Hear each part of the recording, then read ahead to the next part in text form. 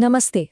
अगर आपके पास या आपके किसी जानने वाले के पास बीपीएल राशन कार्ड है, तो ये खबर आपके लिए बहुत बहुत ज़रूरी है। सरकार ने ना बीपीएल कार्ड के लिए जो एलिजिबिलिटी होती है, उसके नियमों में कुछ बड़े बदलाव कर दिए हैं। तो चलिए फटाफट समझते हैं कि ये नए नियम हैं क्या और इनका असर क्या पड़ रहा है। हम जो भी बात करने वाले हैं वो सब कुछ इस रिपोर्ट पर आधारित है। मतलब कोई सुनी सुनाई बात नहीं। जो भी जानकारी है वो एकदम सटीक और वेरीफाइड है। तो भाई सबसे बड़ा और सबसे चौंकाने वाला बदलाव क्या है, वो जुड़ा है बिजली के बिल से। अगर किसी परिवार का सालाना बिजली का बिल 34,000 रुपए से ज्यादा आ गया तो समझ लीजिए कि उनकी बीपीएल पात्रता पर सीधा असर पड़ेगा। तो चलिए सबसे पहले इसी नए नियम को जरा गहराई से समझते हैं। सरकार अब किसी परिवार की बिजली की खपत को उनकी पात्रता मापने का एक पैमाना बना रही है ना ये इंटरेस्टिंग? तो देखिए, नियम एकदम सीधा और साफ है। अगर किसी भी परिवार का साल का बिजली बिल 24,000 रुपए से ज्यादा आता है तो उनका नाम बीपीएल लिस्ट से हटाया जा सकता है। और ये सच में एक बहुत बड़ा बदलाव है, क्योंकि अब तक क्या होता था, सिर्फ आपकी इनकम देखी जाती थी, पर अब आपके खर्च पर भी नजर रखी जा रही है। लेकिन रुकिए, बात सिर्फ बिजली के बिल पर ही खत्म नहीं होती। और भी कुछ नए नियम हैं जिनके आधार पर किसी को लिस्ट से बाहर किया जा सकता है। चलिए आगे बढ़ते हैं और देखते हैं कि वो क्या है। तो और कौन-कौन से नियम हैं? पहला तो है प्रॉपर्टी को लेकर। अगर शहर में 100 वर्ग गज या गांव में 200 वर्ग गज की प्रॉपर्टी है तो आप लिस्ट से बाहर हो सकते हैं। दूसरा नियम राशन से जुड़ा है। अगर कोई लगातार 6 महीने तक अपना राशन नहीं लेता तो भी कार्ड कैंसिल हो सकता है।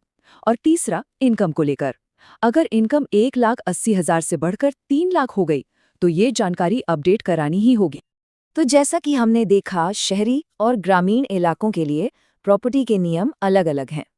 साफ है, शहर में ये लिमिट 100 वर्ग गज है, जबकि गांव के लिए इसे डबल यानी 200 वर्ग गज रखा गया है।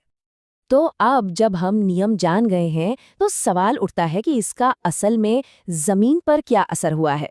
अगला हिस्सा हमें बताएगा कि इन नियमों के लागू होने के बाद आंकड़ों पर क्या प्रभाव पड़ा है।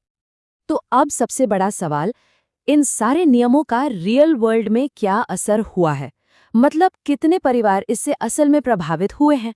चलिए अब आंकड़ों पर नजर डालते हैं।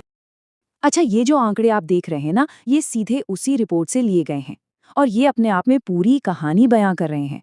इस टेबल में साफ साफ दिख रहा है कि सिर्फ एक महीने के अंदर, मतलब अक्टूबर से नवंबर के बीच, अलग अलग जिलों में कितने बीपीएल कार्ड काट दिए गए। आप किसी भी जिले का नाम उठाकर देख लीजिए, हर जगह आपको कटौती दिखेगी। जरा इस एक नंबर पर गौर कीजिए, 14,469। ये सिर्फ एक जिले हिसार का आंकड़ा है जहां इतने बीपीएल कार्ड काटे गए हैं। इससे अंदाजा लगता है कि इन बदलावों का असर कितना बड़ा और कितना तेज है। और सोचिए, ये तो सिर्फ एक जिले की कहानी है। तो इन सब नियमों और आंकड़ों का निचोड़ क्या है? मतलब इन सब का असल में मतलब क्या निकल रहा है? चलिए इस पूरी बातचीत के आखिरी हिस्से में इसे समेटने की कोशिश करते हैं। तो कुल मिलाकर 3 बड़ी बातें निकल कर आती हैं। पहली, बीपीएल कार्ड के लिए अब सिर्फ आपकी बताई हुई इनकम काफी नहीं है। दूसरी बात, सरकार अब बिजली बिल और प्रॉपर्टी जैसी चीजों को भी एलिजिबिलिटी नापने के लिए इस्तेमाल कर रही है। और तीसरी और सबसे सीधी बात, इन सब का नतीजा ये है कि बीपीएल कार्ड धारकों की संख्या में बहुत बड़ी कमी आ रही है। और आखिर में ये सब हमें एक बहुत बड़े सवाल पर लाकर खड़ा कर देता है। जब नीतियां इतनी सख्त और टारगेटेड हो जाती हैं तो क्या इस बात का खतरा नहीं बढ़ जाता कि कुछ ऐसे लोग भी बाहर हो जाएं जिन्हें वाकई में मदद की जरूरत है? इस संतुलन को कैसे बनाया जाए, ये एक बहुत बड़ा और जरूरी सवाल है। सोचने वाली बात है ना?